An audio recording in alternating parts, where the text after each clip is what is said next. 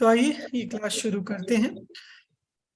अपने एमए जर्नोलॉजी में पेपर 1 में सेकंड यूनिट स्टार्ट हुआ था। उसकी स्टार्टिंग वाली क्लासेस अभी अपनी कितनी क्लास हुई उसमें? आई थिंक एक ही क्लास हुई। क्यों वैशाली जी? अपनी मंडे को क्लास हुई थी, एक ही तो क्लास हुई ना सिर्फ अभी। वो क्लास में कौन कौन थे आप में से? मेरे ख्याल से सिर्फ वैशाली जी यहाँ जो उपस्थित है उनमें से। आप लोग कोई नहीं थे ना? ठीक है ठीक है, कोई नहीं। शांतिलाल जी आप तो थे कक्षा में, कब? जो पिछली कक्षा हुई थी सोमवार को। कक्षा में तो थे, लेकिन जो जूम मीटिंग तृप्ति जी ने ली थी उसमें नहीं आ पाए थे। हाँ नहीं नहीं, कोई दिक्कत नहीं। वो तो जो उसमें निर्णय निकले थे वो हमने ग्रुप पर डाल दिए थे, तो उसमें कोई ऐसी समस्या नहीं है। ठीक। हाँ, मतलब क्योंकि दोपहर का जो समय था 2 से 3:30 3:40 वाला, उसकी जगह शाम का समय सबको कन्वीनियंट है ये हिसाब से शाम को रखी है बस बस सबसे मेन यही है, यही बात थी मेन मीटिंग में। ना। तो पर कुछ लोग जिनको क्वेश्चन आंसर रहेंगे, क्या वो सोमवार मंगलवार बुधवार कहीं जाके आपसे कनेक्ट हो सकते हैं? बिल्कुल कोई प्रॉब्लम नहीं है। और देखिए जो लोग बैंगलोर के हैं उनके लिए हम यहाँ भी मतलब एक मंडे ट्यूसडे सेशन रखेंगे कि जो बैंगलोर के हैं वे लोकल के यहाँ यूनिवर्सिटी में आ सकते हैं मंडे हाँ, ट्यूसडे। 4 लोग हैं, वो तो रमेश जी पहले बता रहे थे, और वो बहुत क्वेश्चंस करते हैं, तो हमारे लिए बहुत फायदेमंद था कि हमारे बहुत कॉन्सेप्ट क्लियर हो जाते थे। काफी समय से उनको हमने देखा ही नहीं है। नहीं नहीं, वो क्योंकि वे आएंगे, वो जो मंडे ट्यूसडे हमने सेशन रखा है, और भी बैंगलोर में जो अपने 2-4 स्टूडेंट्स हैं वे लोग रहेंगे। और मैम से बात करके हम ट्राई करेंगे कि उस सेशन को अगर ऑनलाइन भी कर सके, जिससे आप सभी को भी लाभ उसका मिल सके। पर वो ऑप्शनल रहेगा, उसमें कोई ऐसा मैंडेटरी नहीं है। जिसको ज्वाइन करना है करो, नहीं तो नहीं। और हाँ, मेन वो समझ गए, पर रहेगा। ठीक है ना, जिनको क्वेश्चंस है या वो रिपीट करना चाहते हैं तो उनके लिए अच्छा है। हाँ हाँ बिल्कुल अच्छा है, कोई दिक्कत नहीं है। और मेन उसमें रहेगा कि क्योंकि क्लासेस में अपना लिमिटेड टाइम की वजह से टॉपिक कंप्लीट करना रहता है, तो कोई क्वेश्चंस किसी को रहेगा, कोई कंसेप्ट में डाउट रह गया तो उसको हम अलग से क्लियर कर लेंगे। ठीक है, तो आइए प्रारंभ करते हैं तीर्थंकर एक के। रहा है, क्योंकि मैं और भी ऑनलाइन के दूसरे भी क्लासेस अटेंड कर रहा हूँ, जैसे स्वाध्याय संघ अहमदनगर का पाथर्डी परीक्षा बोर्ड है, उनके भी अलग अलग क्लासेस चलते हैं। तो हम्म। वहाँ पुष्पा ताई जो पढ़ाते हैं मारा साहब वगैरह को भी, तो वो हर सेशन में पीछे का 5 मिनट क्वेश्चन आंसर के लिए रिजर्व रखते हैं। हम्म। उससे तो वो आइए मैं सेशन जल्दी। का वहां के वहीं सॉल्यूशन निपटारा हो जाए, हाँ हाँ, पेंडेंसी कम से कम हो, ताकि आज अभी तो मुझे ध्यान में, बाद में विस्मरण में चले जाए, फिर मौका मिले नहीं नहीं मिले तो कब बात पूछना, वही है कि रह जो जाता है। प्रश्न आप सभी को पढ़ते हुए आए हैं वो आप लिख लें। क्योंकि 40 मिनट की क्लास है, उसमें से 5-7 मिनट थोड़ा जुड़ने में, व्यवस्थित होने में, अभी देखिए 45 की 52 हो गए हैं, तो वो चला जाता है। तो इसीलिए इस क्लास में तो वो पॉसिबल नहीं हो पाता। छोटे मोटे कोई क्वेश्चन हो वो तो क्लियर हो जाते हैं, पर कोई ऐसा क्वेश्चन जिसमें हमें डिस्कशन के लिए ज्यादा टाइम चाहिए, तो उसके लिए वो सेशन अलग ही रखना ज्यादा बेहतर है मेरे विचार से। ठीक, तो ऐसे ही इसको हम रखेंगे। तो आइए हम शुरू ओके करते सर, हैं। ओके। हाँ, हाँ, चलाइए आप। तीर्थंकर के संबंध में हमने पिछली बार चर्चा शुरू की थी। अपना टॉपिक है कंसेप्ट ऑफ समो तीर्थ। शरण के बारे में आपने बोला था कि कहीं 2 मैं रेफरेंसेस आता देख हूँ के आता हूँ। रखना, हाँ समो जी, शरण है या शमो शरण है या क्या है। जी जी, और एक मिनट वहां आता हूँ से उस पर। अपन अलविदा किए थे, उसके बाद का क्लास मुझे याद नहीं आ रहा है कि आगे कुछ चला था। ना ना, बस ये उसके बाद यही है क्लास, उसके बाद आप इसे ही कनेक्ट कीजिए। यही चल रहा है अब। देखिए, जब ना तीर्थंकर कंसेप्ट चला था, मैं क्लास की रिकॉर्डिंग भी आप सबसे शेयर कर दूंगा, और मैं एक बार समरी में आप सबको बताता हूँ वो क्लास में क्या रहा था। तीर्थंकर, सबसे पहले हमने शब्द की बात की थी कि तीर्थंकर मतलब जो तीर्थ को करते हैं वे तीर्थंकर है। तीर्थ शब्द का क्या मतलब है, मैं आप सबको दिखा ही देता हूं। ये देखिए, स्क्रीन दिख रही है सभी को? ठीक है, तो ये हमने पिछली क्लास में पढ़ा था। जो तीर्थ को करते हैं वे तीर्थंकर हैं। तीर्थ के बहुत सारे अर्थ हैं, मार्ग, उपदेश, चतुर्विद, संघ, तो सबके अर्थ में ही वो लग जाएगा कि जो उपदेश देते हैं, जो चतुर्विद संघ की स्थापना करते हैं, जिनके माध्यम से धर्म का प्रवर्तन होता है, धर्म की स्थापना होती है, वे तीर्थंकर हैं। ठीक। एक हमने डिफरेंस देखा था तीर्थंकर में और सामान्य केवली में, क्या डिफरेंस, क्योंकि जो सामान्य अरहंत हैं, जो तीर्थंकर नहीं होते पर मोक्ष वे भी जाते हैं, उनकी भी दिव्य ध्वनि होती है, पर तीर्थंकर अरहंत में और सामान्य अरहंत में क्या डिफरेंस होता है, उसके हमने कुछ पॉइंट्स की बात की थी। ये पॉइंट्स आपके सामने हैं। इनमें से एक पॉइंट था जिस पर मैंने एक क्वेश्चन आप सभी को दिया था कि तीर्थंकर का समवशरण होता है और सामान्य केवली का समवसरण नहीं होता। ठीक है, समवसरण समझते हैं आप लोग? समवसरण क्या होता है? Yes sir. तो कहीं ना कहीं सुना होगा, वो देखा होगा। में 12 परिषदा होती है। हाँ हाँ बिल्कुल। तो समवसरण में तीर्थंकर के होता है समवसरण, जो कुबेर रचना करता है इंद्र की आज्ञा से, और सामान्य केवली में समवसरण नहीं होता। ठीक है, ये सबसे मेन डिफरेंस है दोनों। बाकी और भी कई सारे डिफरेंस हैं और उसका हमने डिस्कशन किया था, पर मेन डिफरेंस एक ये है। इस पर मैंने एक होमवर्क दिया था और मैं जो लोग नहीं आए थे मैं उनसे भी पूछता हूँ, नलिनी जी, वंदना जी, आदित्य जी, कि शास्त्रों में मतलब दो हमें शब्द मिलते हैं, मैं आपके सामने रखता हूं, आप बताइएगा दोनों में से कौन सा सही है। वैशाली जी और शांतिलाल जी अभी बाद में बोलेंगे। ठीक। एक शब्द है समौशरण, समौशरण, समौशरण कहें या समवशरण कहें, और दूसरा वर्ड है समवसरण। मतलब एक में वो शक्कर वाला श है और एक में सड़क वाला स है। तो समवशरण या समवसरण, दोनों में से सही क्या है? सड़क वाला सर, सड़क वाला सर। आदित्य जी कह रही हैं सड़क वाला। उस दिन वैशाली जी और शांतिलाल जी ने शक्कर वाले श को कहा था। नलिनी क्योंकि जी और वंदना जी आप क्या कहेंगे? हाँ, क्योंकि पहले एक बार उनके ओपिनियन ले लेते हैं। शक्कर अधिकतर वाला श, शक्कर वाला श। हाँ, वंदना जी को शक्कर पसंद है। ठीक है। नलिनी जी? शक्कर वाला श। चलिए नलिनी जी भी, मतलब चार लोग शक्कर के पक्ष में, आदित्य जी सड़क के पक्ष में। आदित्य जी आप अपनी वीडियो ऑन कर लें अगर कन्वीनियंट हो तो। और यस सर। आप उसका कुछ रीजन बता रहे थे कि सड़क मतलब समवसरण क्यों ऐसे? अधिकतर जहाँ पे भी वो तीर्थंकर चरित्र में ये जहाँ पे भी उपाध्याय श्री जी के ये आचार्य श्री जी के चातुर्मास में अपन देखते पीछे बैनर में यही होता है, समरशरण सड़क वाला होता है सर। शक्कर वाला अभी तक तो मैंने नहीं देखा है और पढ़ने में भी बिल्कुल नहीं आया। मेरे पढ़ने में तो तीर्थंकर चरित्र में और भी थोकड़ी वगैरह पढ़ते हैं, उसमें भी कभी ये स्पेलिंग नहीं आई है, तो मेरे हिसाब से सड़क वाला ही होगा। ठीक है ठीक है, मतलब बाकी चारों के तो पढ़ने में जरूर आई होगी, तभी चारों कह रहे हाँ, हैं हो सकता है सर। समवसरण ये है। तो मैंने उसके बाद एक होमवर्क दिया था कि आपको शास्त्रों में मतलब मेन अनुवाद वगैरह में तो हो सकता है कि दोनों प्रयोग मिल जाए, पर मेन मतलब जो आपकी आवाज थोड़ी कट हो रही है सर। सभी को कट हो रही है क्या? नलिनी जी आपको ओके? वैशाली जी, वंदना जी ओके मेरी आवाज? ओके। हाँ, तो आदित्य जी आपके इधर से नेटवर्क का चेक कीजिए। हाँ देखिए वैशाली जी का वीडियो वो आदित्य जी का वीडियो में भी लैग आ रहा है।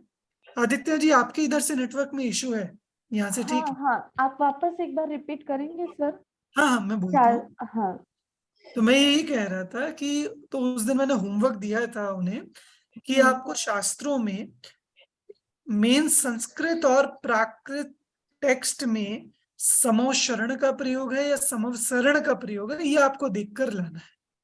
तो वैशाली जी उस क्लास के दो लोग हैं अभी, वैशाली जी और शांतिलाल जी।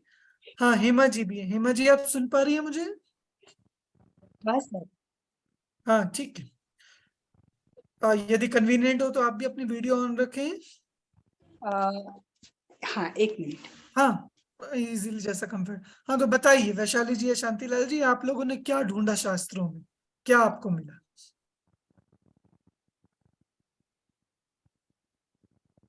वैशाली जी कुछ खोज के लाए क्या?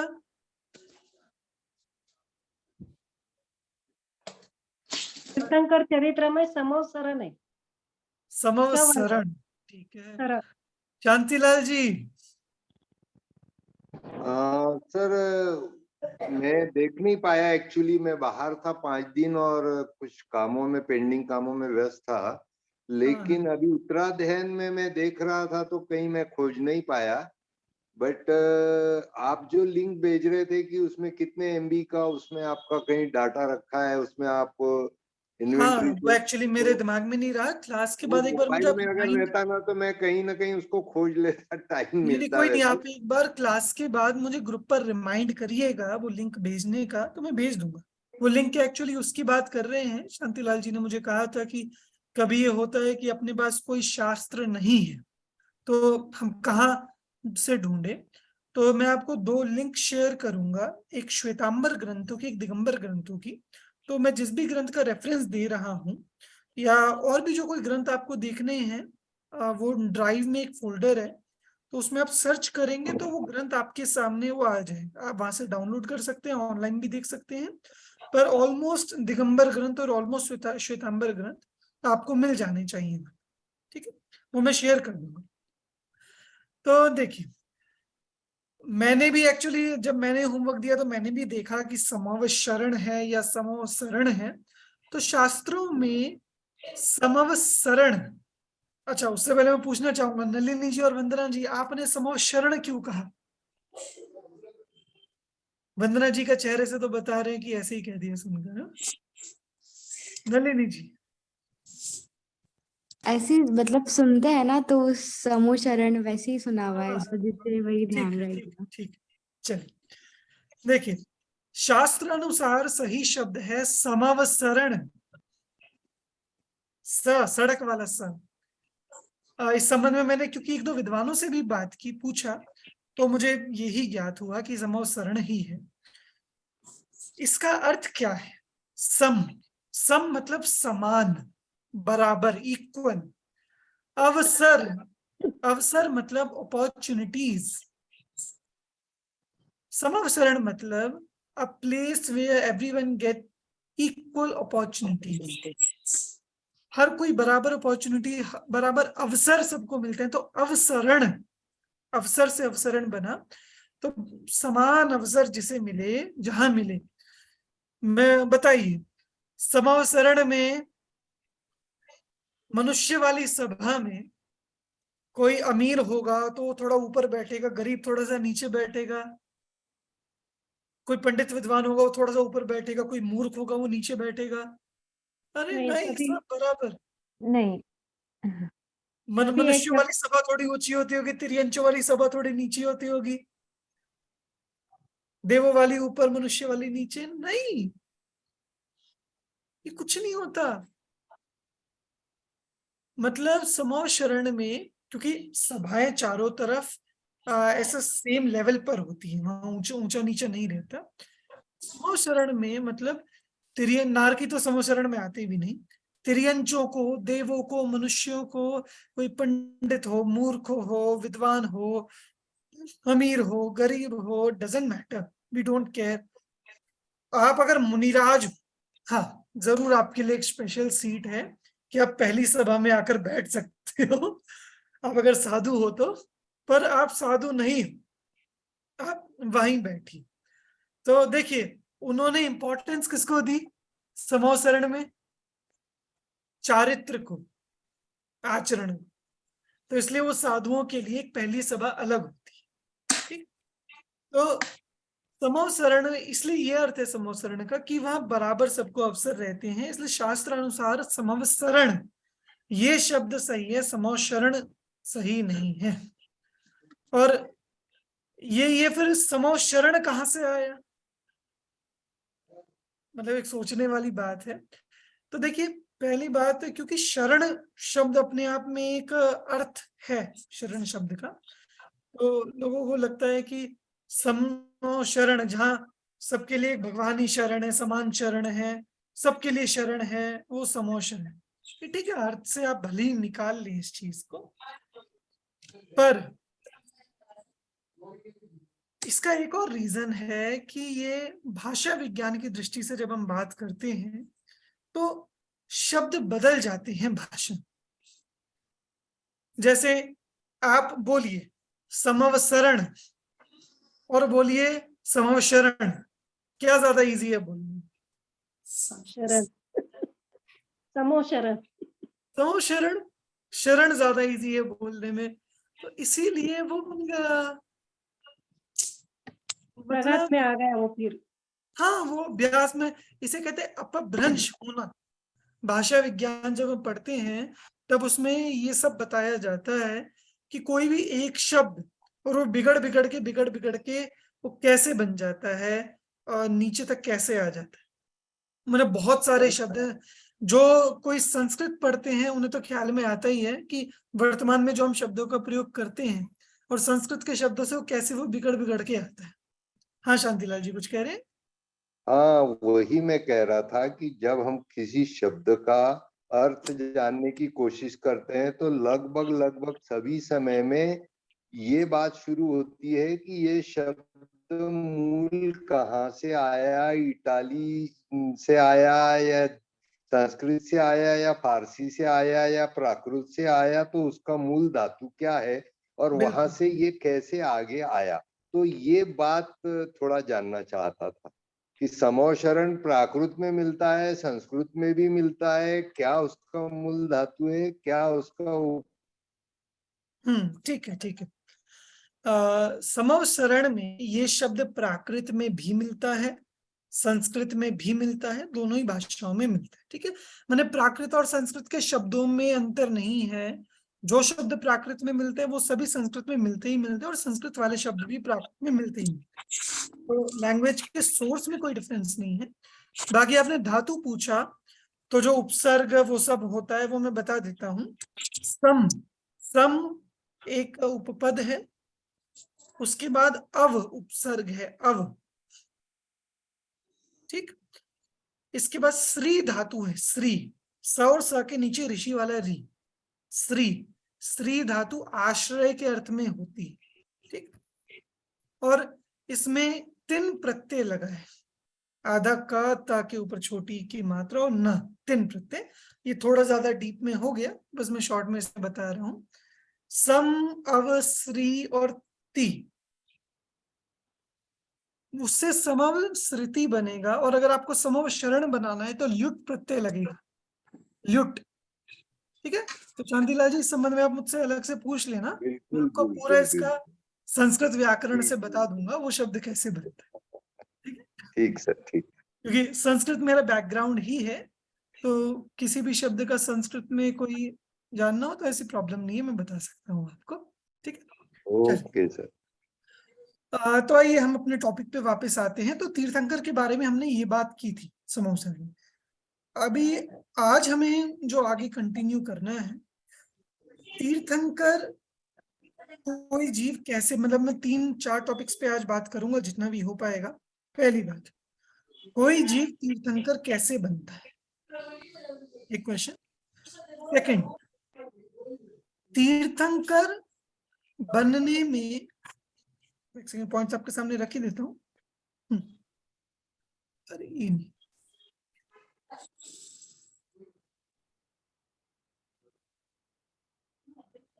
कोई जीव तीर्थंकर कैसे बनता है। पहली बात, तीर्थंकर से ही तीर्थ का प्रवर्तन क्यों होता है, तीर्थंकर की कुछ विशेषता है, और फिर जो अतिशय होते हैं तीर्थंकरों के, 34 अतिशय, उनकी हम यहाँ पे एक बार शॉर्ट में बात करें।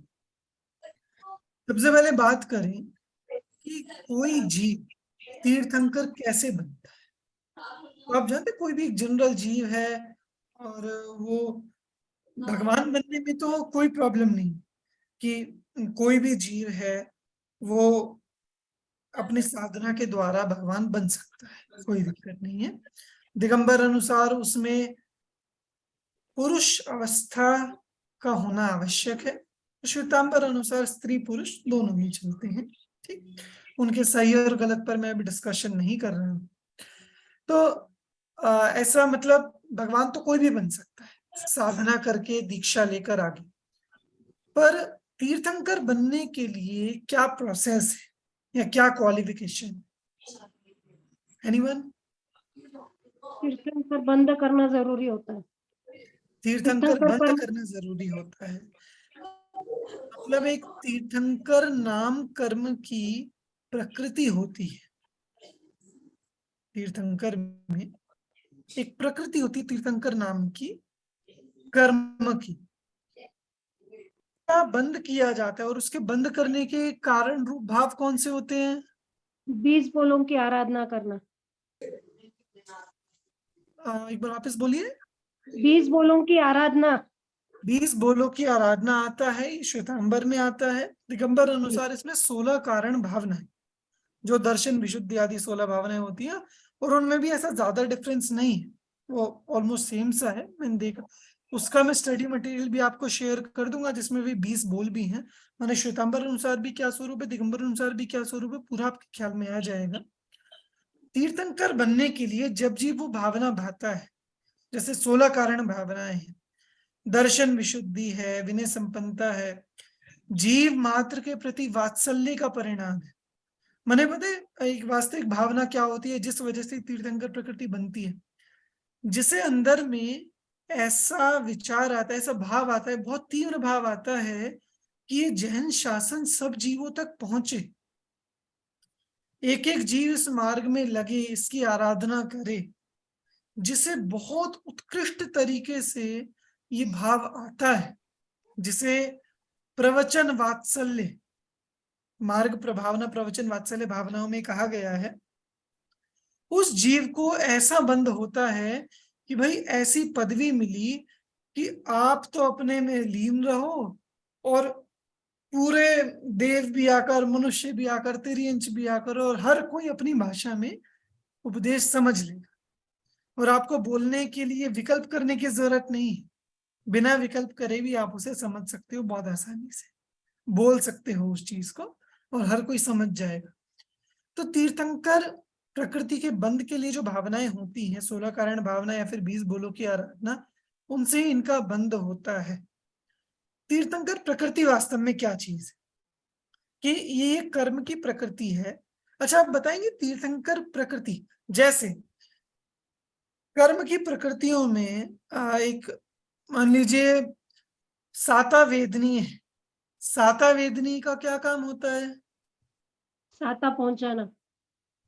कि जिसके उदय से जीव को पुण्य होता है, इष्ट सामग्री मिलती है, वो साता वेदनी। ऐसे हर एक कर्म का कोई ना कोई कार्य रहता है। तीर्थंकर प्रकृति का क्या कार्य?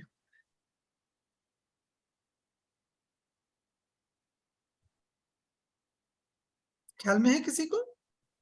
शांति लाल रिपीट जी, करिए ना, नलिनी, आदित्य रिपीट जी। करें। तीर्थंकर प्रकृति का क्या कार्य होता है, मैंने तीर्थंकर प्रकृति के उदय से क्या होता है? तीर्थंकर नाम कर्म की प्रकृति के उदय से उनका बंध होगा ना सर, तो वो जीव आगे आगे उदय से बंद तीर्थंकर। नहीं, उदय से बंद नहीं, बंद हो गया और जब उदय आया। अच्छा अच्छा, चलो ये बताओ, आप सभी ने वीडियोस क्यों बंद कर ली? शांतिलाल जी, नलिनी जी, आदित्य जी, हेमा जी, आप लोग हैं वहां पर? है सर। हाँ हाँ, ठीक है है ठीक सर, है। है, सब है। हाँ नहीं पता, ऐसे खोल दें तो पता चलता है कि है वहां पर। ठीक है, नहीं क्या हो, देखो अगर मैं अगर ऐसे करके क्लास लूं तो आप लोगों को अच्छा नहीं लगेगा ना? अजीब सा लगेगा ना, मैं कैसे क्लास ले रहा हूँ, पर आवाज तो पूरी आ रही है, आपको समझ में आ रहा है, पर अच्छा नहीं लगेगा। अच्छा कब लगेगा? जब मैं ऐसे वीडियो खोल के बैठ जाऊंगा और जब मैं पढ़ाऊंगा। ऐसे मुझे भी तभी अच्छा लगता है जब आप सब लोग वीडियो खोल के बैठते हैं और दिखता है सामने हाँ कोई बैठा है, क्योंकि बात सिर्फ सुनने की नहीं होती, पर आपके एक्सप्रेशन से मुझे समझ में आता है कि आप लोग को समझ में आ रहा है या नहीं आ रहा। मैंने मुझे उस चीज को और क्लैरिफाई करने की जरूरत है या नहीं, तो इसलिए अगर कन्वीनियंट हो तो जरूर ऑन रखें। हाँ, तो मैं पूछ रहा तीर्थंकर प्रकृति, तीर्थंकर प्रकृति, ये कर्म प्रकृतियों के बारे में थोड़ा बहुत समझते हैं क्या आप लोग? कि 8 कर्म होते हैं, यस उनमें यस एक एक कर्म। 1% समझते हैं सर, ज्यादा नहीं। हाँ नहीं, वो अभी इतना ही बहुत है, वो अलग से कभी कर्म का आएगा तो मैं अपना तत्वार्थ सूत्र का टेक्स्ट रहेगा ना 3rd पेपर में, तो उसमें 8वें अध्याय में विस्तार से समझाएंगे कर्म के बारे में। ठीक है, तो अभी तो यहाँ तो 8 कर्मों में नाम कर्म होता है एक। नाम कर्म से जिससे शरीर की सारी रचना होती, तो उसमें एक प्रकृति होती है तीर्थंकर प्रकृति। तो पहली बात, तीर्थंकर प्रकृति का उदय कब आता है? जब तीर्थंकर दीक्षा लेते हैं। जब तीर्थंकर, चलो मैं ऑप्शन रखता हूँ आपके, 4 ऑप्शन आपकी स्क्रीन पर तो नहीं पर आपके माइंड में 4 ऑप्शन में रखता हूँ। तीर्थंकर प्रकृति का उदय कब आता है? ये रहे 4 ऑप्शन आपके सामने। जब तीर्थंकर वो मनुष्य भव धारण करते हैं, मतलब जन्म लेते हैं तब, जब तीर्थंकर दीक्षा लेते हैं तब, जब तीर्थंकरों को केवल ज्ञान होता है तब, या जब तीर्थंकरों को मोक्ष होता है तब। ऑप्शन सी सर, जब केवल ज्ञान होता है तब। लॉक कर दिया जाए? Yes sir. बाकियों का, वंदना जी, हेमा जी, वैशाली जी, बाकी सब बताइए। आपके ऑप्शंस मुझे सुनाई नहीं दिए, शायद मेरे यहाँ नेटवर्क का इशू है। जब तीर्थंकर जन्म लेते हैं, दीक्षा लेते हैं, केवल ज्ञान प्राप्त करते हैं, या मोक्ष जाते हैं। जन्म लेते हैं तब। ठीक है, Vaishali ji option A, Aditya ji option C, Hema ji आप उंगलियों से बता Yes, दो, मुझे sir. आवाज डिस्टर्ब हो रही है। जी, ठीक है, केवल हेमा जी ने option C, Vandana ji option A. Option A, बहुत बढ़िया। Shantilal ji option A. मुझे आपकी सिर्फ उंगली दिखी, आप कहाँ पर हो? शांतिलाल जी मुझे क्या छत दिख रही है? चलिए, नलिनी जी आप सुन रहे हैं? पता नहीं। नहीं कोई बात नहीं, ये तो आप क्विट करना चाहेंगे मतलब है? जी। लाइफ चलिए, लाइन लेना चाहेंगे सर वो। लाइफ लाइन, ठीक है। फोन अ फ्रेंड में आपका नाम दिया है। अच्छा ठीक है, मैं बताता हूँ। सुनिए, तीर्थंकर प्रकृति का उदय जन्म के समय नहीं आता। तो वैशाली जी एंड वंदना जी, आप यहां से आज सही उत्तर लेकर जाएंगे। ठीक है, तीर्थंकर प्रकृति का उदय दीक्षा के समय भी नहीं आता, और मोक्ष जानने में तो सब कर्मों का नाश ही हो गया। हाँ, तो क्या ही उदय आएगा? तो एक ही ऑप्शन बचता है, केवल ज्ञान। इसीलिए जो आदित्य जी ने और हेमा जी ने बताया, तीर्थंकर प्रकृति का उदय केवल ज्ञान जब वे लेते हैं 13वें गुणस्थान में होते हैं, तब तीर्थंकर प्रकृति का उदय आता है। ठीक, इस तीर्थंकर प्रकृति का कार्य क्या होता है? मतलब जैसे होता है ना कि साता वेदनी के उदय से हमें पुण्य, हमें इष्ट सामग्री मिलती है, और साता वेदनी के उदय से हमें बुरी सामग्री मिलती है पुण्य पाप के उदय से। तो कर्मों का कुछ ना कुछ फल होता है, ऐसी तीर्थंकर प्रकृति का फल क्या होता है? तीर्थ की स्थापना। ठीक है, कह सकते हैं, पर उदय का फल नहीं, तीर्थ की स्थापना नहीं। तीर्थ की स्थापना तीर्थंकर करते हैं, बात सही, पर तीर्थ अनंत भव्य आत्माओं का कल्याण सर। कर्म के उदय से आत्माओं का कल्याण।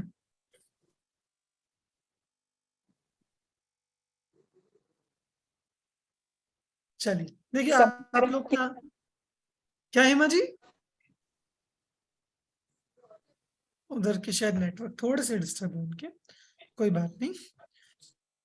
तो देखिए, मैं बताता हूँ, आप लोगों के भी आंसर कुछ नियर बाय ही है। बात यह है कि तीर्थंकर प्रकृति के उदय से सबसे मेन जो चीज है वो उनका कार्य है समवसरण का, जिसकी हम बात करें। बाकी जो चीजें हैं कि सब लोग उनकी वाणी सुनते हैं, 12 सभाएं लगती हैं, लोगों का कल्याण होता है, तीर्थ की स्थापना होती है, हाँ वो उस पूर्वक होता है, ठीक है। पर क्योंकि एक सामान्य केवली, जब उस अवस्था में होते हैं, और तीर्थंकर केवली जब उस अवस्था में होते हैं, तो उनके कर्मों में जो डिफरेंस होता है वो एक तीर्थंकर नाम कर्म नाम की प्रकृति का होता है सिर्फ। सामान्य केवलियों को वो प्रकृति नहीं होती तो उदय में भी नहीं आती, तीर्थंकरों के होती है तो उदय में आती है। तो जब हम डिफरेंस देखते हैं सामान्य केवली का और तीर्थंकर का, तब हमें वो बात ख्याल में आती है कि वो जो डिफरेंस है वो तीर्थंकर प्रकृति के उदय की वजह से, मतलब उसका मेन कार्य है कि समूह शरण की रचना होती है, 12 सभाएं लगती हैं, और इतनी पुण्य प्रकृति है ना वो, कि हर कोई बिना बैर विरोध के भगवान की दिव्य ध्वनि सुनता है। मतलब चाहे वहां शेर भी हो, चाहे बकरी हो, ये तिर्यंच के भी जो आते हैं, वे सब बिना बैर विरोध के भगवान की दिव्य ध्वनि सुनते हैं। मतलब ये जो अतिशय भी होते हैं, वो केवल ज्ञान के समय, और जो सब आश्चर्यकारी चीजें होती हैं, ये सब तीर्थंकर प्रकृति का कार्य है। मैंने शास्त्रों में तो तीर्थंकर प्रकृति का कार्य अरहंत अवस्था कहा है, पर सूक्ष्मता से हम विचार करें तो सामान्य केवली में और तीर्थंकरों में जो डिफरेंस है वो ही तीर्थंकर प्रकृति का कार्य। तो इसीलिए मेन रूप से समूह शरण की एक रचना होना, और विशेष रूप से 12 सभाएं लगना, जीवों के द्वारा भगवान का उपदेश सुनना, और तीर्थ आदि की स्थापना होना, वो सब भी इसके अंदर शामिल हो सकता है। ठीक है, तो ये सबको क्लियर हुआ तीर्थंकर कैसे बनते हैं और तीर्थंकर नामकरण की प्रकृति। Yes yes. ठीक है, अभी आगे जो एक मुझे इंपॉर्टेंट आपसे बात करनी है कि एक सोचिए, एक विचार करिए इस बात पे, तीर्थंकर के द्वारा ही तीर्थ की स्थापना होती है, ठीक है, ये बात clear। पर क्यों? तीर्थंकरों में ही ऐसा क्या विशेष है कि उनके द्वारा तीर्थ की स्थापना होती? कोई एक सामान्य केवली तीर्थ की स्थापना क्यों नहीं कर सकते? उपदेश देकर चतुर्विद संघ की या धर्म की स्थापना क्यों नहीं कर सकते?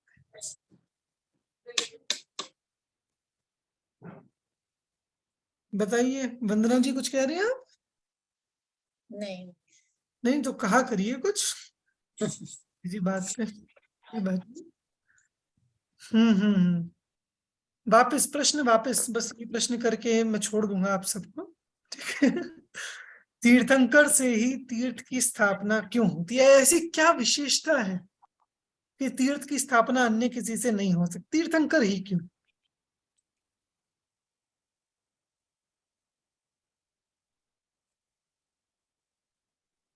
और वो एक्चुअली स्पेशलिटीज हैं तीर्थंकर में जो सामान्य केवली से उनको अलग भी करती हैं। अच्छा चलिए, मैं इस प्रश्न को थोड़ा और सिंपल करता हूं कि कोई एक, मान लीजिए इस काल में धर्म का विच्छेद हो गया, धर्म पूरा समाप्त हो गया। अब कोई ऐसा जीव जो अब धर्म दोबारा स्टार्ट कब होगा? धर्म दोबारा स्टार्ट कब हो सकता है?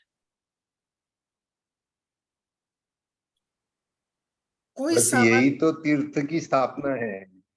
अब मेरा प्रश्न ये ये है कि वो कार्य में कोई है। सामान्य, हाँ शांतिलाल जी, वो कार्य कोई सामान्य केवली क्यों नहीं कर सकते, तीर्थंकर ही क्यों?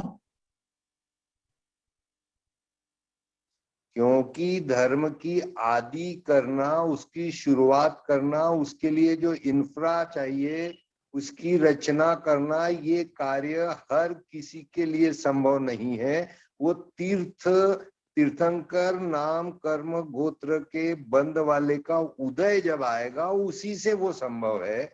मतलब साधु साध्वी श्रावक श्राविका ये धर्म की स्थापना से बनते हैं, उनकी वजह से ये सारा इंफ्रा धर्म के लिए मिलता है, और धर्म की वहां से गंगा बहनी शुरू होती है।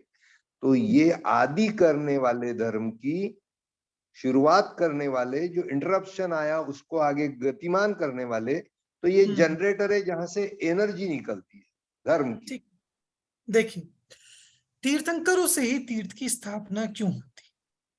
तीर्थ का प्रवर्तन क्यों होता है?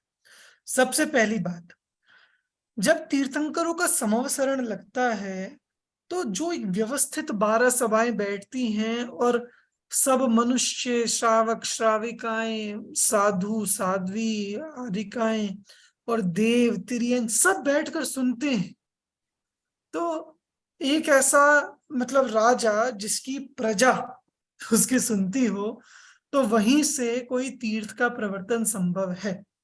तो तीर्थंकरों से इसी वजह से तीर्थ का प्रवर्तन होता है, क्योंकि पहली बात उनका समवसरण लगता है, एक विस्तृत विशाल, और उसमें व्यवस्थित 12 सभाएं बैठती हैं जो अन्यत्र नहीं होता। दूसरी बात, तीर्थंकरों, क्योंकि समवसरण में ही गणधरों की आवश्यकता रहती है, तीर्थंकरों के ही गणधर होते हैं, और गणधर द्वादशांग वाणी को गूंथते हैं, जो भगवान की वाणी है उससे वे द्वादशांग की रचना करते हैं।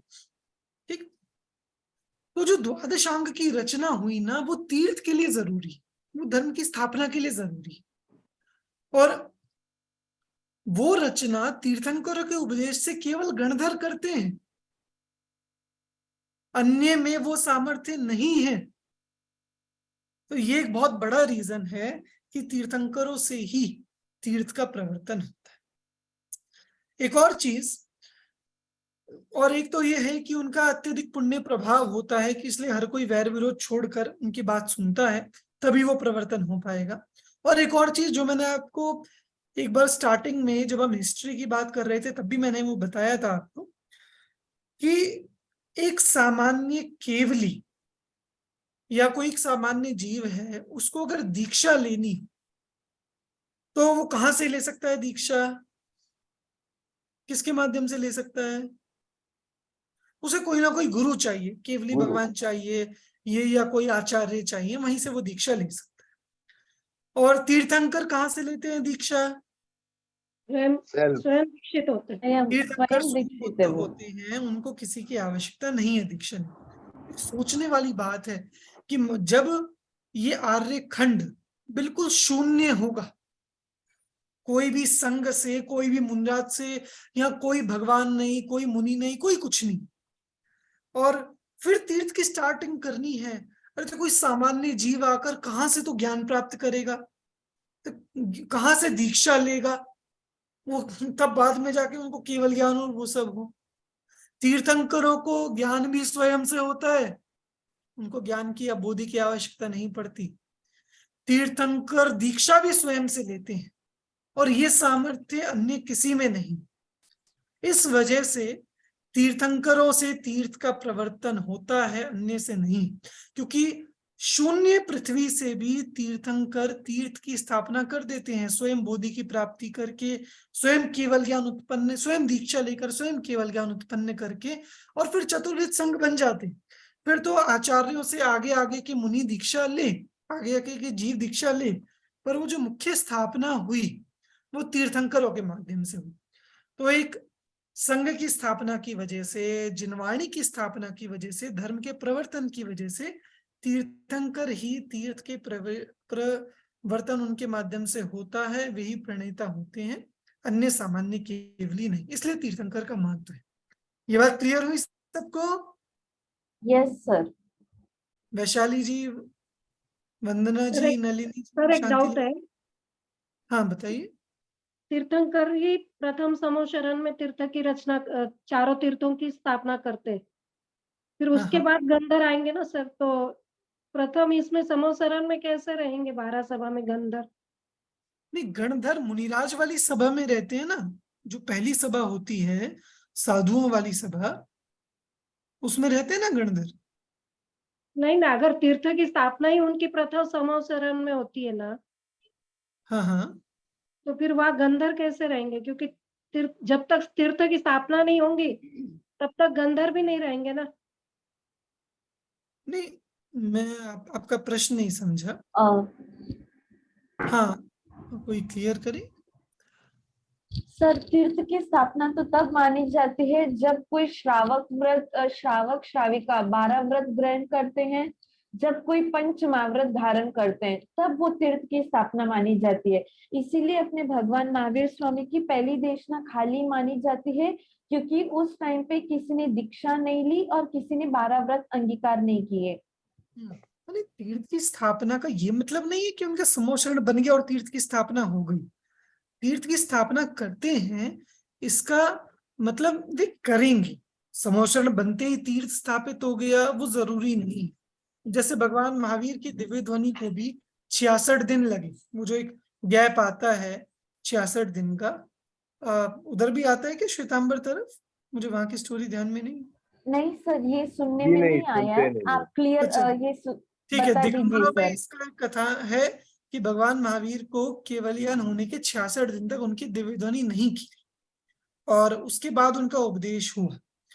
तो बिल्कुल ये तीर्थ की स्थापना वाली बात, ये समोशरण बनती है ऐसा हो जाए जरूरी नहीं है, पर उनके उपदेश के माध्यम से, जैसे जैसे जैसे आदिनाथ भगवान के समय तो कोई ऐसा वो था ही नहीं, कोई मुनि आदि थे ही नहीं। उनके केवल ज्ञान होने के बाद जब जीवों ने उनसे दीक्षा ली तब धीरे धीरे तीर्थ की स्थापना हुई। इसीलिए तीर्थ की स्थापना इस प्रकार होती है, कोई प्रॉब्लम नहीं है उसमें। बाकी जो आपका डाउट हो आप एक बार क्वेश्चंस कलेक्ट कर लीजिए रिटर्न में, तो जो हमारी एक्स्ट्रा क्लास रहेगी स्पेशल क्लास उसमें हम इसको लेंगे। ठीक है, चलिए अभी की क्लास को हम यही पूरा करते हैं। वंदना जी आ चुकी हैं, आपकी नेक्स्ट क्लास अभी स्टार्ट होगी। सभी को जय जय। ये जिन्होंने ज्ञान और जय ज्ञानदाता की जिनेंद्र।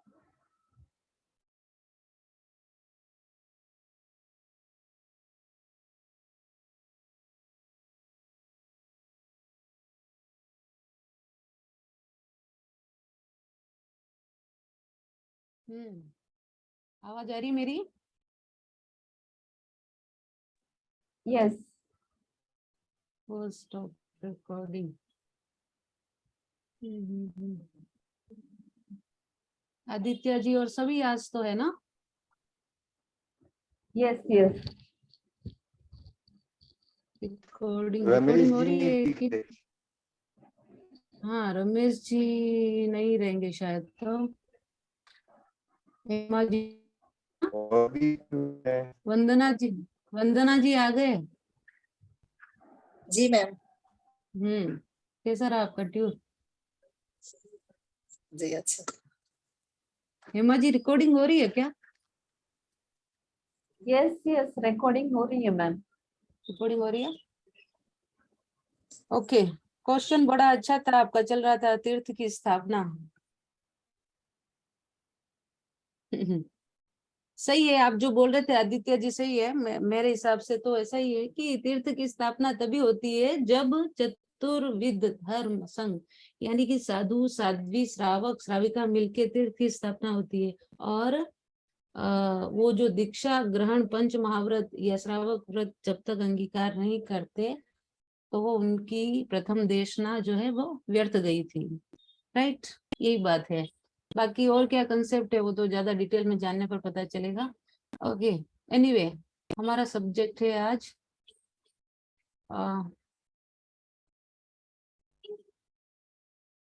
ये ऊपर ऐसा क्यों हो रहा है?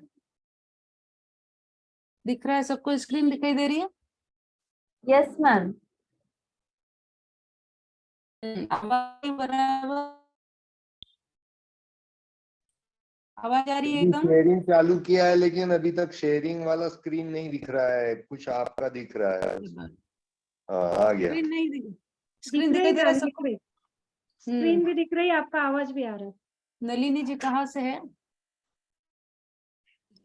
मध्य प्रदेश, एमपी से। हाँ, नलिनी जी कहाँ से है? कोटा, एमपी से। हाँ बराबर बताया था आपने। ये दूसरी तीसरी क्लास ज्वाइन कर रहे हैं ना आप? मेरी आज पहली क्लास है। पहली क्लास है। बाकी तो सब क्लास में आ ही चुके। ममता जी नहीं है ना आज? ममता जी है क्या?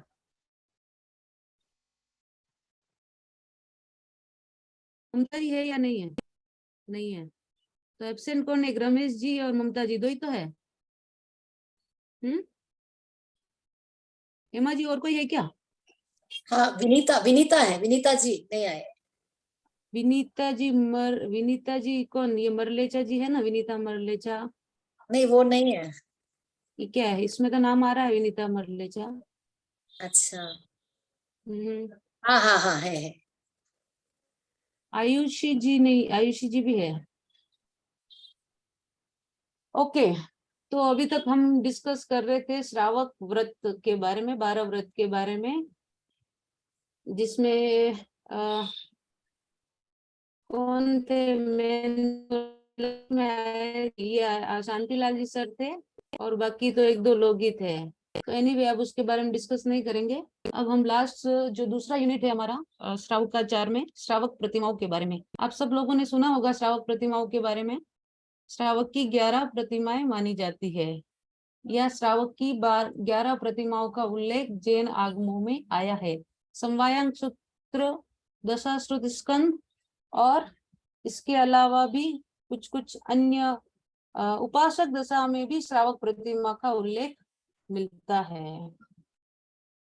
ठीक है, बट वहां पर नाम नहीं आए हैं कि पहली प्रतिमा ये, दूसरी प्रतिमा व्रत प्रतिमा, या तीसरी जो भी प्रतिमा, सामयिक प्रतिमा, इस तरीके से नामोल्लेख नहीं आए हैं। केवल सिर्फ वहां इतना बता दिया है कि आनंद श्रावक ने जो है अपने साधना काल में श्रावक 12 व्रत धारण करने के पश्चात 11 प्रतिमाएं स्वीकार की थी।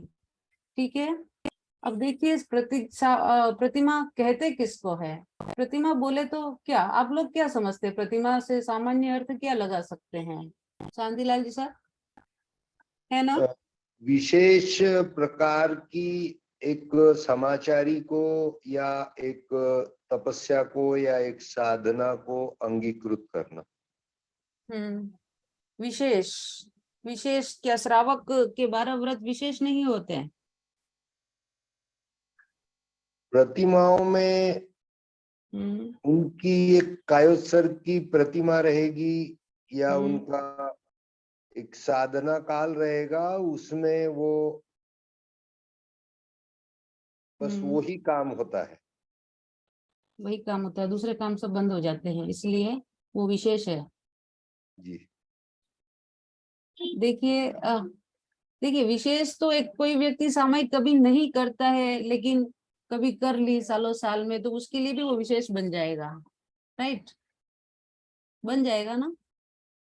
किसी ने जिंदगी भर कुछ त्याग तपस्या नहीं की है, लेकिन कभी अठाई कर ली, वो भी विशेष बन जाएगा, है ना? विशेष हुआ कि नहीं हुआ? जी। हाँ, तो अब यहाँ पे विशेष जो आप कह रहे हैं, विशेष इस सेंस में है कि वो धीरे धीरे श्रावक व्रत ग्रहण करते करते, क्योंकि वो तो देशतव्रती होता है, ठीक है, देश रूप में व्रतों का पालन करता है, तो धीरे धीरे 12 व्रतों को उसने अंगीकार कर लिया, पूर्ण रूप से वो पालन कर रहा है। और उसके साथ ही वह जब और आगे साधना की विविध भूमिकाओं में क्रमशः जब गति करता है और साधु जीवन की ओर जो बढ़ता है, इसलिए उसको विशेष साधना की ओर उसका नाम द्योतित कर दिया। ठीक है, मतलब धीरे धीरे वो बहुत सारी भूमिकाओं से, श्रावक की भूमिकाओं से हटता भी जाता है, और साधना की विशेष भूमिकाओं में उसका प्रवेश होता है। इसलिए श्रावक प्रतिमाओं को विशेष कह दिया, या इस तरह की साधना की जो विशेष भूमिकाएं हैं उसको प्रतिमा कहा जाता है। ओके, तो इसकी डेफिनेशन अनेक जगह पर आई है।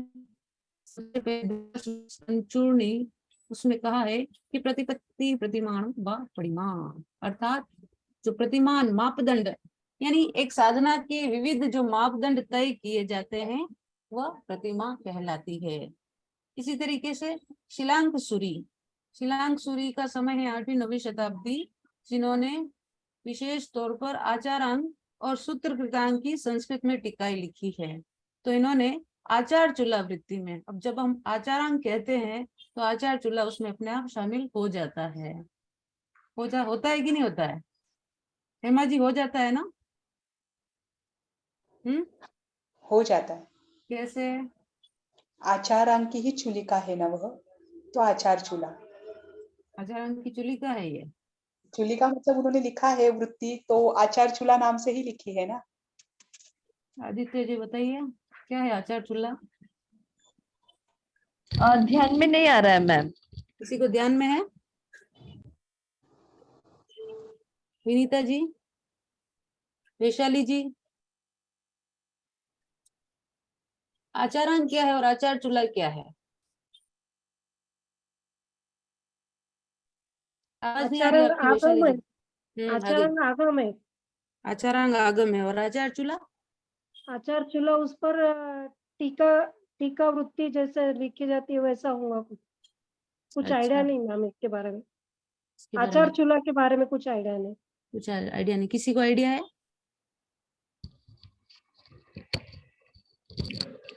शांतिलाल जी सर। एक जैसे आपकी आवाज विषय वस्तु को लेकर उसके ऊपर गहन अभ्यास या प्रकाश अपने प्रभाव से डालने का जो प्रयास होता है, जैसे चूर्णी है, टीका है, छाया है, तो आगम के ऊपर तुरंत लिखी हुई एक बात जो होती है वो वृत्ति में आती है, जिसको आचार चूल्हा कहा गया होगा। नो, बिल्कुल नहीं। आप लोगों ने जो जो भी बात कही वो एकदम सही नहीं है। ओके ओके, आप आचार चूल्हा को एक व्याख्या साहित्य समझ रहे हैं, जबकि ये व्याख्या साहित्य नहीं है, ये मूल अंग आगम ही है। आचारांक के 2 श्रुत स्कंद है। ओके, आचारांक के 2 श्रुत स्कंद है। पहले श्रुत स्कंद में 9 अध्याय है और दूसरे जो श्रुत स्कंद है उसका नाम आचार चूल्हा है, जिसमें 16 चैप्टर है। ओके, तो ये आचारांक जो आचार चूल्हा है वो आचारांक का दूसरा स्रोत स्कंद है। ये कोई वृत्ति नहीं है, कोई टीका नहीं है और आचारांक के ऊपर कोई व्याख्या कमेंट्री अन्य लोगों ने नहीं लिखी है। ये वृत्ति आचार चूल्हा के ऊपर वृत्ति वो एक अलग चीज है। मैंने पूछा आचार चूल्हा क्या है। ओके, तो आचार चूल्हा जो है वह आचारांक का दूसरा स्रोत स्कंद है। ओके, अब इस पर जो वृत्ति लास्ट क्लास में बताया था, मैंने नोट भी किया था, अब मुझे समराइज भी हो गया। लास्ट क्लास में मैं था, उसमें आपने ये फरमाया था। हाँ, एक बार डिस्कस हुआ था आचार इसी का आगम का ही। तो आचारांक पर अब हम कहते हैं कि आचारांक पर शिलांग सूरी ने टीका लिखी है, तो आचारांक पर लिखी है इन द सेंस आचारांक चूल्हा पर भी लिखी है, आचार चूल्हा पर भी लिखी है, क्योंकि वो दूसरा उसका श्रुत स्कंद है। तो आचार चूल्हा वृत्ति में एक जो डेफिनेशन आई है वह है प्रतिमा अभिग्रह विशेष भूताभि, यानी अभिग्रह विशेष को प्रतिमा कहा गया है। हालांकि ये एक एक साधना की भूमिकाएं हैं और उसको विशेष तौर से पाला जाता है। श्रावक की भूमिका से बहुत कुछ हटना होता है, तो इसको अभिग्रह विशेष भी कह दिया है। और इसी तरीके से अभय देव सूरी ने स्थानांक वृत्ति में कहा है प्रतिमा प्रतिपत्ति प्रतिज्ञेति यावतः। ओके, मतलब कुछ प्रतिज्ञा विशेष रूप से इसमें धारण की जाती है तो वह प्रतिमा कहलाती है।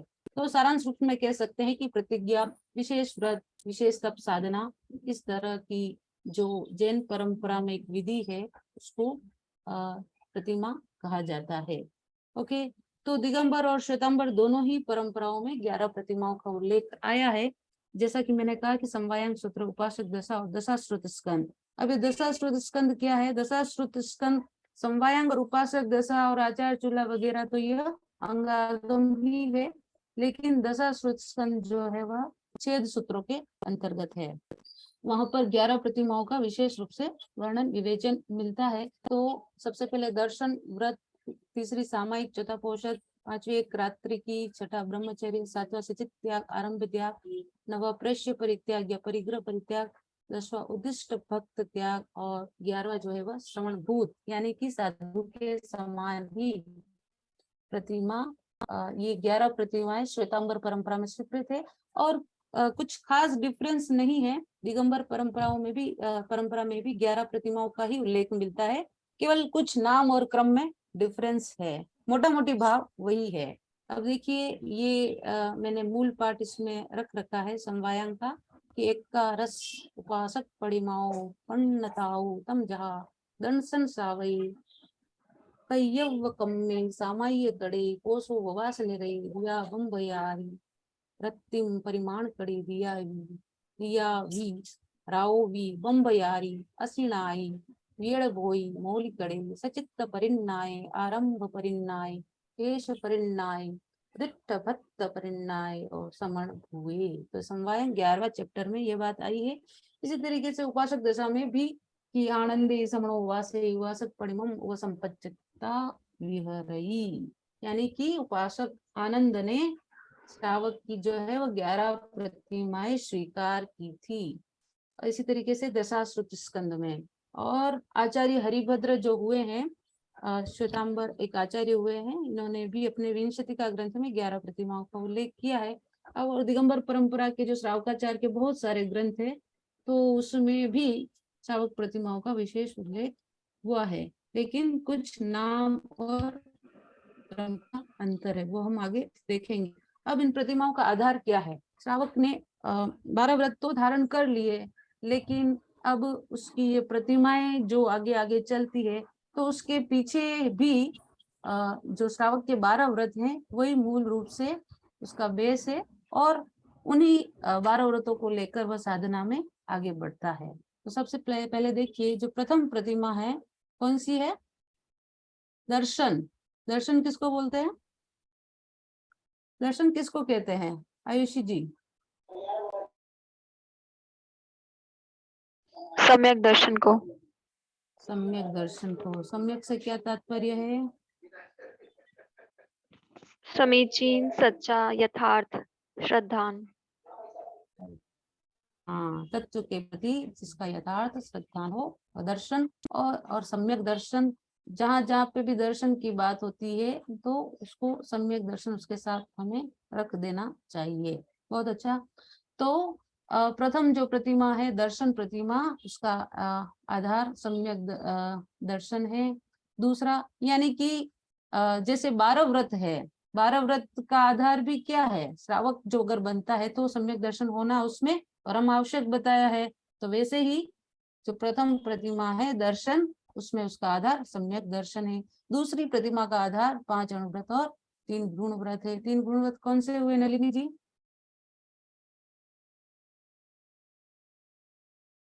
दिग्व्रत, देशव्रत और अनर्थ दंड व्रत। बिल्कुल बराबर। अब तीसरी प्रतिमा का आधार है सामायिक और देशावकाशिक व्रत। अब तीसरी प्रतिमा जब आएगी, सामायिक प्रतिमा है, तो उसका आधार है क्या? सामायिक और देशावकाशिक व्रत। अब देशावकाशिक व्रत यानी जो 10वां है देशावकाशिक व्रत, उसको भी इसका आधार माना गया है। चौथी जो प्रतिमा है, प्रतिमा कौन सी? चौथी प्रतिमा पोषद है, तो उसका आधार पोषदो। ये 11वां जो व्रत है वो है। नेट बराबर आ रहा है क्या? आवाज आ रही? Yes ma'am, yes ma'am. और जो शेष जो प्रतिमाएं हैं इसके अलावा, 4 के अलावा, वो भी इन्हीं उत्तरोत्तर, मतलब ये जो 12 व्रत है वो इन्हीं व्रतों का उत्तरोत्तर विकास में बताया है। लेकिन दिगंबर परंपरा के अनुसार ये जो 4 शिक्षा व्रत है ना, उनको 11 प्रतिमाओं का आधार माना गया है। 4 शिक्षा व्रत कौन से हुए? 4 शिक्षा व्रत कौन से शांतिलाल जी सर? 4 शिक्षा व्रत कौन से? भोगोपभोग परिमाण, सामायिक, प्रोषदोपास, सामायिक, देशावकाशिक, पोषक व्रत, अतिथि समविभाग। बराबर। फिर लास्ट के 4 है शिक्षा व्रत है। ऊपर के जो 3 है वो 3 वो व्रत है। कौन से? गुण व्रत। और ऊपर के 5 अणुव्रत। ओके। तो दिगंबर परंपरा के अनुसार जो 4 शिक्षा व्रत हैं वो 11 प्रतिमाओं का आधार बताया गया है। ओके। और वहां पर क्या है, जो पहली और दूसरी प्रतिमा है उसका आधार श्वेतांबर परंपरा की तरह कोई शिक्षा व्रत न होकर दर्शन प्रतिमाधारी के लिए सम्यक और अष्ट मूल गुणों का धारण और सप्त व्यसन का परित्याग वहां आवश्यक बताया है। दर्शन प्रतिमा में अष्ट मूल गुण। अब अष्ट मूल गुण अलग अलग जगह पर अलग अलग डिस्क्रिप्शन आता है अष्ट मूल गुणों का, ठीक है। और सप्त व्यसन, सप्त व्यसन तो सबको मालूम ही है, मद्यमांस, जुआ, चोरी इत्यादि जो आदि है, पर स्त्री गमन वगैरह। तो इन सबका परित्याग दर्शन प्रतिमाधारी के लिए आवश्यक बताया है। ठीक है, दिगंबर परंपरा में मतलब शिक्षा व्रत उसका आधार नहीं है। दूसरी प्रतिमा के लिए 12 व्रतों का निर्विचार पालन और दृढ़ता पूर्वक 3 शल्य रहित पालन आवश्यक बताया है। निर्विचार पालन दूसरी प्रतिमा है कौन सी, व्रत प्रतिमा, वहां पर 12 व्रतों का निर्विचार पालन और 3 शल्य जो माया मिथ्यान और निदान है उस मतलब इनसे रहित पालन आवश्यक बताया है। वहाँ ये 3 चीजें नहीं रहनी चाहिए, 3 शल्य नहीं रहनी चाहिए और 12 व्रतों का निर्विचार पालन। तीसरी सामयिक प्रतिमा का आधार सामयिक शिक्षा व्रत। चौथी पोषक प्रतिमा का आधार पोषक, सिंपल है वही बात है। 5वीं सचित त्याग प्रतिमा का आधार भोगों को परिमाण व्रत और आगे की प्रतिमाओं का आधार भी भोगों को परिमाण व्रत ही बताया है। और प्रतिमा धारक की पात्रता यानी जो प्रतिमा धारण करता है उसमें क्या क्वालिफिकेशन उसमें होनी चाहिए, कौन व्यक्ति है मतलब ऐसा कौन श्रावक है जो प्रतिमा को धारण कर सकता है। तो इसके लिए कहा गया है नंबर 1, शांतिलाल जी बताइए कि अगर आपको प्रतिमा धारण करनी हो श्रावक की तो आप में ऐसे कौन से विशिष्ट गुण होने चाहिए। सुन पा रहे आवाज मेरी? कॉन्सेप्ट ऑफ प्रतिमा हमारे दिमाग में क्लियर होना चाहिए कि मुझे ये उद्देश्य से ये साधना करनी है, मुझे यहाँ पहुंचना है, मतलब हमारा टारगेट एक फिक्स होना चाहिए कि why Pratima, when Pratima, how Pratima. Okay तो ये तो आपने सैद्धांतिक दृष्टि से कि भाई प्रतिमा होती कितनी है, इसमें क्या क्या नियम कानून होते हैं, ठीक है, लेकिन साथ में उन चीजों के लिए दृढ़ संकल्प भी तो होना चाहिए ना। दृढ़ संकल्प वो साधु नहीं बन सकते तो श्रावक को उनके नजदीक की और नजदीक की स्टेप लेने के लिए जो साधना करना चाहता है उसका दृढ़ निश्चय और उसके लिए पुरुषार्थ। बिल्कुल, अगर दृढ़ निश्चय है पुरुषार्थ है तो सब कुछ हो जाएगा।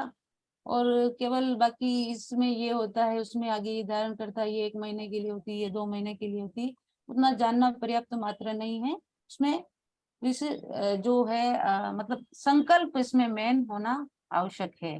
अब देखिए इसमें क्या बताया है कि जैसे भिक्षु प्रतिमा, जैसे श्रावक की 11 प्रतिमाओं का उल्लेख आया है वैसे ही भिक्षु प्रतिमा का उल्लेख भी जैन शास्त्रों में मिलता है। तो वहां पर विशुद्ध संयम पर्याय और विशुद्ध शुद्ध ज्ञान का होना आवश्यक बताया गया है। वैसे ही उपासक प्रतिमा धारण करने वालों को 12 व्रतों के पालने का अभ्यास होना, मतलब पहले 12 व्रती होना तो मस्ट है ही, उसने उन व्रतों का पालन अच्छे से किया है कई सालों तक, और उसमें कुछ शुद्ध ज्ञान होना भी आवश्यक बताया है, कुछ ज्ञान का होना भी आवश्यक कहा गया है। जैसे कि भिक्षु प्रतिमा में होता है कि वो विशेष श्रुत का ज्ञान उसको होता है, बट यहाँ पर कुछ श्रुत ज्ञान का होना आवश्यक बताया है। ठीक है, और क्या खास बात है कि प्रतिमाधारी प्राय वे ही बनते हैं जो अपने आप को श्रमण बनने के योग्य नहीं पाते किंतु जीवन के अंतिम काल में श्रमण जैसा जीवन बिताने के इच्छुक होते हैं। ओके, ठीक है, क्या हो रहा है, आवाज आ रही है क्या बराबर? हाँ मैम आ रही है आवाज। हाँ सही आ रहा है समझ। सही आ रहा है। तो बात यह है कि वह किसी कारण से अपने आप को साधु नहीं, उन्होंने उसमें मतलब कोई ना कोई अपने आप को अयोग्य पा रहे हैं, लेकिन वो श्रवण जैसा जीवन बिताने के लिए उनके मन में बहुत तीव्र इच्छा है और श्रवण जैसा जीवन बिताने का वो कुछ पूर्वाभ्यास करते हैं। और बाद में जो लास्ट की जो 11वीं प्रतिमा है वो तो श्रवण भूत जैसा ही हो जाता है और उसके बाद वो महाव्रती भी बन सकते हैं। ओके, अब देखिए इसमें जो डिफरेंस मिलता है नाम का, ये 3 नाम तो बराबर ही है, first second and third, Shwetambar और दिगंबर दोनों में ही, दर्शन व्रत और सामयिक, चौथा भी सेम ही है पोषक। अब 5वां जो है नियम का, जिसको कायस्थ प्रतिमा भी कहते हैं, श्वेतांबर आगमों में, उधर दिगंबर ट्रेडिशन में सचित त्याग कहा गया है उसको। और इधर जो छठी प्रतिमा है ब्रह्मचर्य, इसको यहाँ पर रात्रि भुक्ति त्याग कहा है। रात्रि भुक्ति मतलब रात को भोजन नहीं करना। और एक नाम और भी आता है दिगंबर शास्त्रों में कि दिवा मैथुन त्याग, दिन में मैथुन सेवन का त्याग। ठीक है, यहाँ पर ब्रह्मचर्य कह दिया है श्वेतांबर में, इधर दिवा मैथुन और रात्रि भुक्ति त्याग।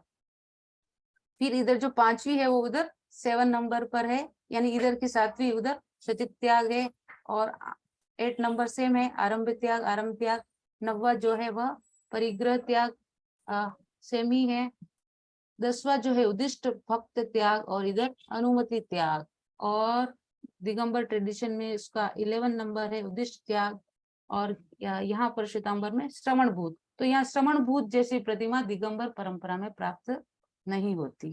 ठीक है, तो यहाँ पर उदिष्ट भक्त जो है, उदिष्ट भक्त इधर भी है 11 नंबर पर, लेकिन यहाँ पर अनुमति त्याग एक एक्स्ट्रा आ गई है, और इधर श्रवण भूत प्रतिमा जो है श्वेतांबर परंपरा में इसका अलग मेंशन है। अब अनुमति देखिए, त्याग से आज्ञा देना उसका त्याग। हाँ, अगर उसके घर गृहस्थी वाले कुछ भी काम आदि करे, आगे हम डिटेल में पढ़ेंगे, तो उसमें वो करूँ नहीं कराऊं नहीं, वो मन से तो ऐसा ही है, लेकिन कराने के लिए भी वो हाँ ना वगैरह कुछ भी नहीं बोलता, इसी तरह की बात है। और यहाँ पर भी वो बात आ जाती है, शायद उदिष्ट भक्त में ही उसका समावेश होता है। ठीक है, अब देखिए सबसे पहले दर्शन प्रतिमा, जैसा कि हमने पढ़ा इसमें सम्यक होना परम आवश्यक, और ये सम्यक पर आधारित है। जो इसमें दर्शन प्रतिमा धारण करने वाला श्रावक सर्वधर्म रुचि वाला होता है। सर्वधर्म रुचि बोले तो सर्वधर्म रुचि का क्या तात्पर्य है? धर्म की ओर विशेष रुझान उसका होता है। उसको देखने से ही पता चलता है कि यह बहुत जिज्ञासु श्रावक है और उसकी धर्म के प्रति पूर्ण चेतना जगी हुई है। और शुद्ध धर्म एवं चारित्र धर्म में वह श्रद्धा रखता है। चारित्र धर्म और शुद्ध धर्म का क्या तात्पर्य है? हेमा जी, हेमा जी, हेमा जी है या नहीं? वंदना जी? जी जी मैम। शुद्ध धर्म और चारित्र धर्म से आप क्या समझते हैं?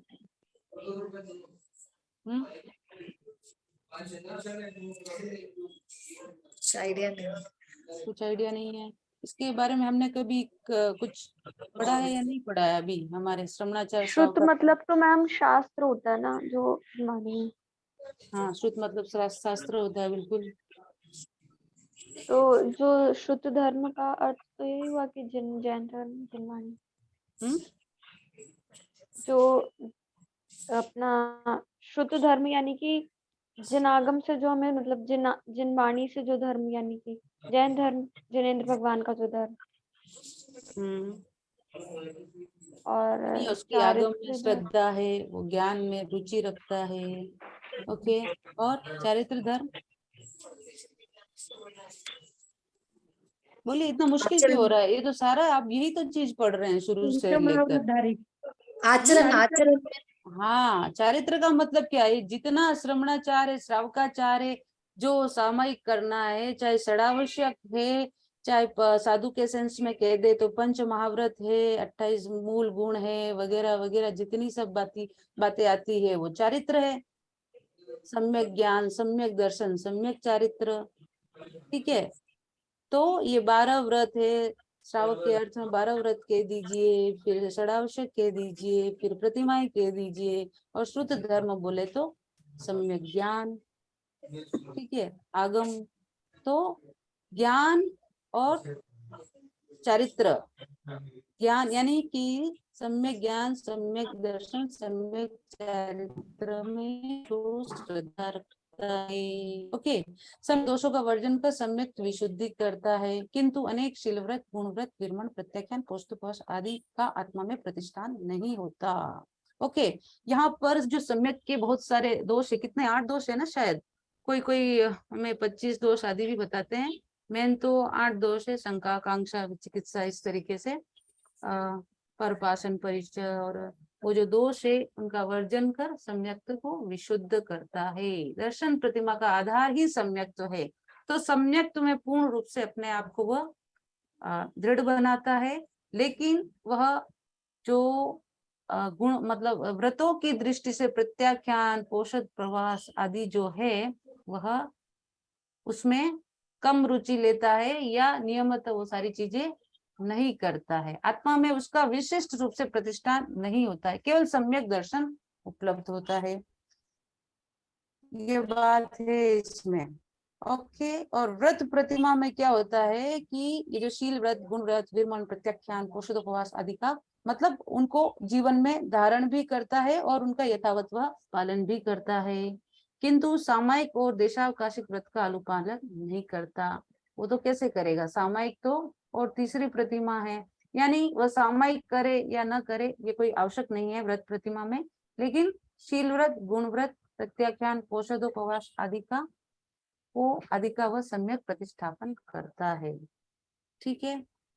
अब सामायिक के कई सारे मायने हैं, 3 घड़ी की सामायिक और इधर 48 मिनट की सामायिक, और ठीक है। तथा अतिचार रहित पंच अणुव्रतों को सम्यक प्रकार से पालन करता है और उसमें किसी प्रकार का दोष नहीं लगने देता।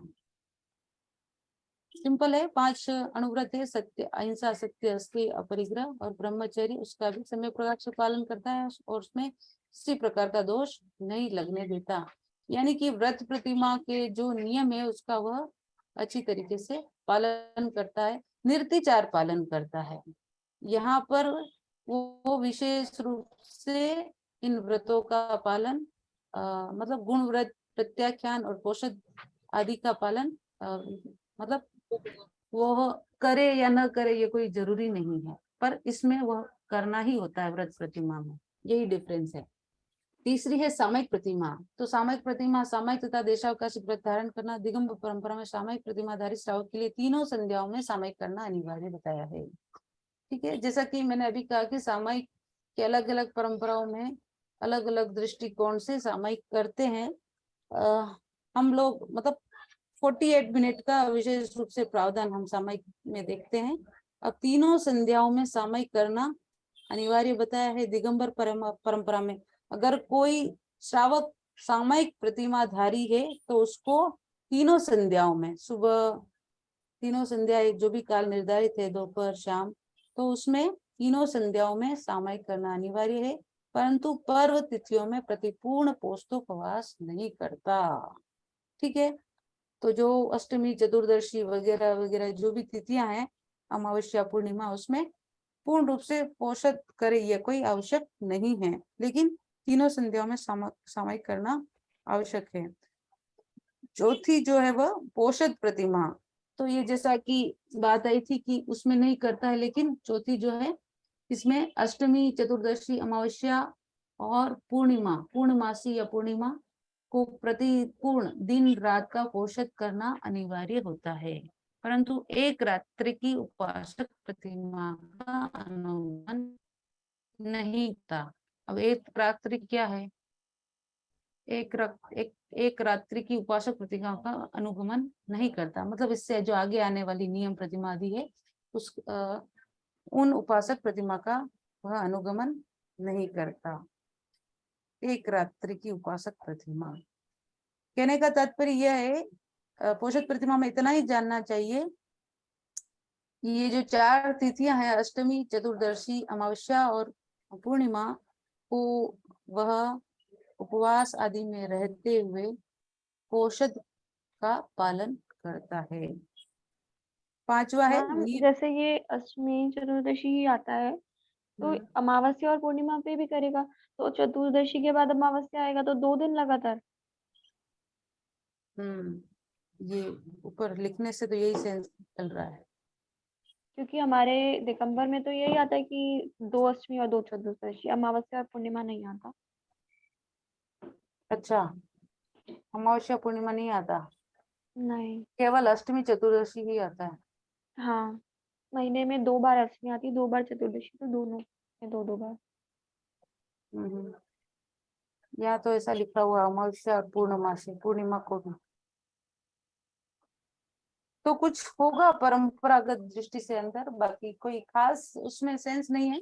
कहने का तात्पर्य इतना ही है कि अष्टमी, चतुर्दशी, अमावस्या और पूर्णिमा को प्रतिपूर्ण यानी दिन रात पोषद करना अनिवार्य होता है। ठीक है, इसको और देख लेते हैं, मतलब मैं देख के और बताऊंगी कि अमावस्या और चतुर्दशी में कोई ऐसा तो नहीं है कि कभी कभी चतुर्दशी और अमावस्या एक साथ में भी हो जाती है ना, पक्की पक्की जिसको बोलते हैं। नहीं, वो तो साथ में ही होगी, 14 के बाद अमावस्या आएगी या तो या पूर्णिमा आएगी।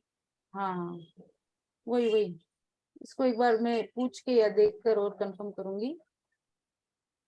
ठीक है, ये वैसे किताब से ही लिखा हुआ है।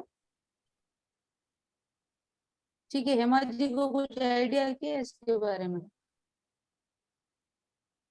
हेमा जी सुन रहे हैं क्या? हेमा जी, विनीता जी, सब ऑफ। आवाज आ रही है या नहीं आ रही मेरी? हाँ मैम, आवाज आ रही है। आ रही है मैम, आ रही है। आ रही है। इस चीज के बारे में किसी को और कोई क्लियर आइडिया है? श्वेतांबर में जो स्थानकवासी परंपरा है मैम, उसमें 14 अमावस पक्की को महत्व दिया है। पक्की को महत्व है, और हाँ, जो पक्की। मंदिर वाले हैं वो 14 को मानते हैं ज्यादा। तो पक्की तो कभी अमावस को भी पड़ जाती है, कभी हाँ, तिथि चतुर। घटती है तो दोनों मिलके भी आ सकते हैं ना मैम। हाँ वही वही, पक्की पक्की, हाँ भाई, तेरा पंथ में भी ऐसा ही है, पक्की के दिन करना तो एकदम अनिवार्य है। वो सब। श्वेतांबर में जो मंदिर वाले हैं ना, वो 14 को मानते हैं। पक्की का मतलब? पक्की मतलब पूनम या अमावस। पूनम या अमावस। ठीक है, 15-15 दिन का एक पक्ष होता है, तो पूनम या अमावस, कृष्ण पक्ष और शुक्ल पक्ष। तो ये चारों तिथियों को करते हैं ना श्रावक, अष्टमी करते हैं चतुर्दशी मैम। करते हैं।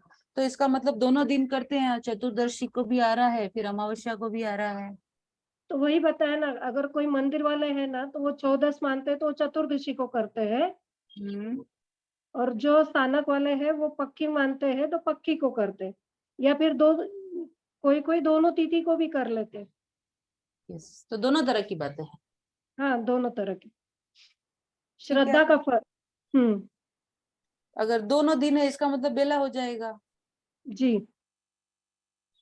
ठीक है, यानी कि ये 4 जो है एक महीने में 4 दिन तो पोषित करना अनिवार्य है।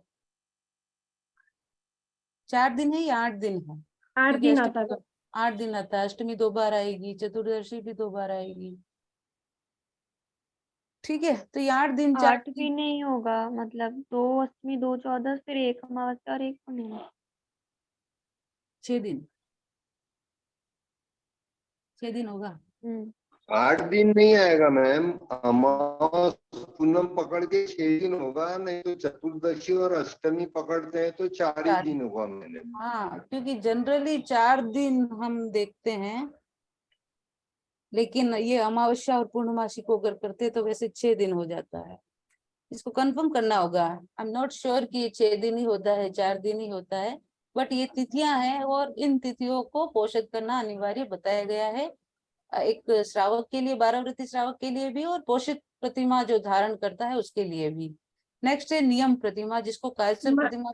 बोलिए मैम, अगर 12 व्रत धारण करते हैं उसके बाद ये प्रतिमा लेते हैं, या फिर ये प्रतिमा सेपरेट ले सकते हैं 12 व्रत नहीं लेते हुए भी? सेपरेट सेपरेट सेपरेट, इसमें बताया ना, ये तो सेपरेट ही होती है ना। 12 व्रत का जिसको अभ्यास होता है और जिन्होंने उसका पालन किया है, वो ही प्रतिमा के लिए अपने आप को मतलब इस साधना के लिए अपने आप को समर्पित करे।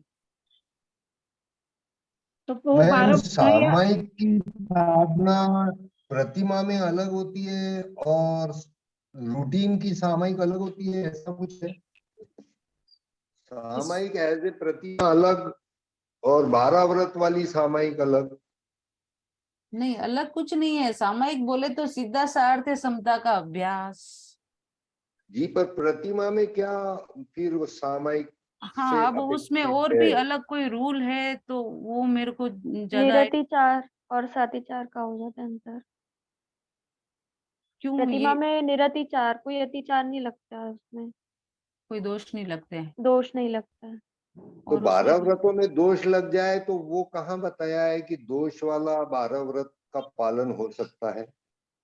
हाँ, वो भी दो तो निरत विचार ही करना है, भावना श्रद्धा और आचरण तो वैसा ही होना चाहिए, ज्ञान तो वही दिया जाता है 12 व्रत में। इसमें क्या ये नव कोटि से सामयिक होती है क्या?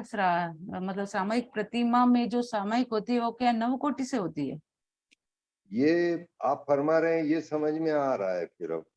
और ये भी हो सकता है कि समय का अंतर हो, कि जैसे प्रतिमा वाला 3 बार करता हो और वो व्रत वाला 1 या 2 बार। इसमें लिखा है कि दिगंबर ट्रेडिशन में जो सामयिक प्रतिमा जिसने धारण की है, जिस श्रावक ने, उसको तीनों संध्याओं में सामयिक करना अनिवार्य बताया है, लेकिन ऐसा श्वेतांबर ट्रेडिशन में नहीं बताया है। ये बात है। लेकिन यहाँ कहा गया है कि सामयिक तथा देशावकाशिक व्रत वह धारण करता है। ठीक है, ये तो विशेष डिटेल में पढ़ेंगे तो ही ज्यादा आइडिया लगेगा। बाकी देशावकाशिक व्रत तो देश व्रत को कहते हैं ना? देशावकाशिक व्रत जो होता है, जो दिग व्रत धारण किया है छठा, उसमें हमने दिशाओं का त्याग लिया। ठीक है, उन दिशाओं में भी वह फिर मतलब अल्पकाल के लिए, 1 दिन के लिए, 2 दिन के लिए, उसमें भी फिर और उसमें लिमिटेशन कर सकता है। ऐसा है देश रूप में, आजीवन नहीं। आजीवन तो दिग व्रत में लेते हैं। ठीक है, लेकिन अब वो 12 व्रत की सामयिक और सामयिक वाली प्रतिमा, इन दोनों में क्या डिफरेंस है, ये अभी मैं देखकर ही बताऊंगी, आपको किसी को पूछ के बताऊंगी। ओके, टाइम हो गया है क्या? 9:10। हाँ मैम, टाइम हो गया वैसे तो 9-10 हो। कोई क्वेश्चन और कोई बात? Total number of students in my class, can I know? Total number of student in this class, 8 student.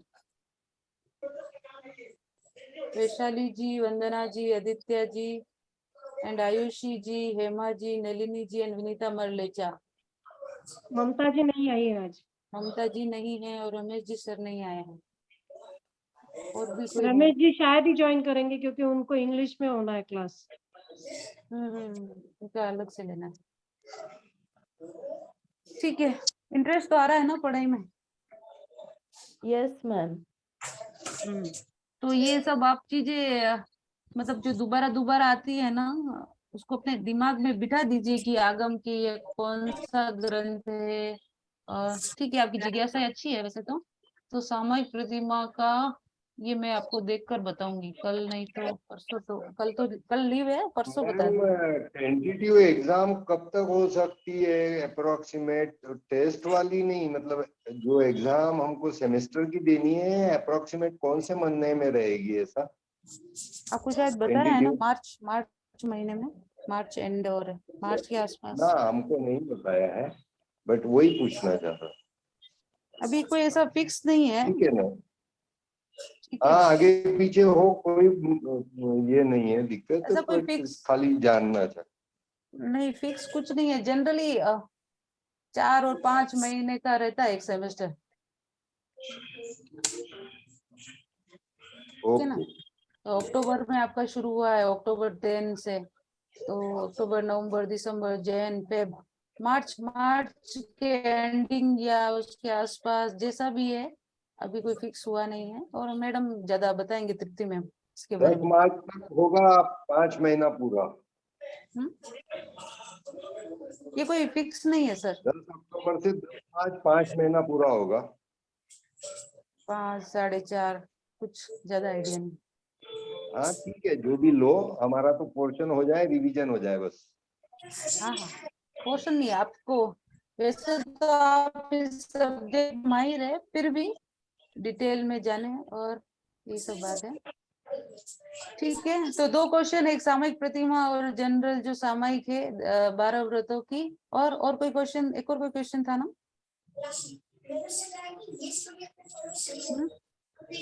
वो अमावस्या वाला था एक। अमावस्या वाला, ओके ठीक है, ये सोल्व करके बताने का है। क्लोज करें? जी मैम। जय जिनेन्द्र मैम। जय जिनेन्द्र। जय जिनेन्द्र मैडम। जय जिनेन्द्र साहब। ज्ञान और ज्ञानदाता की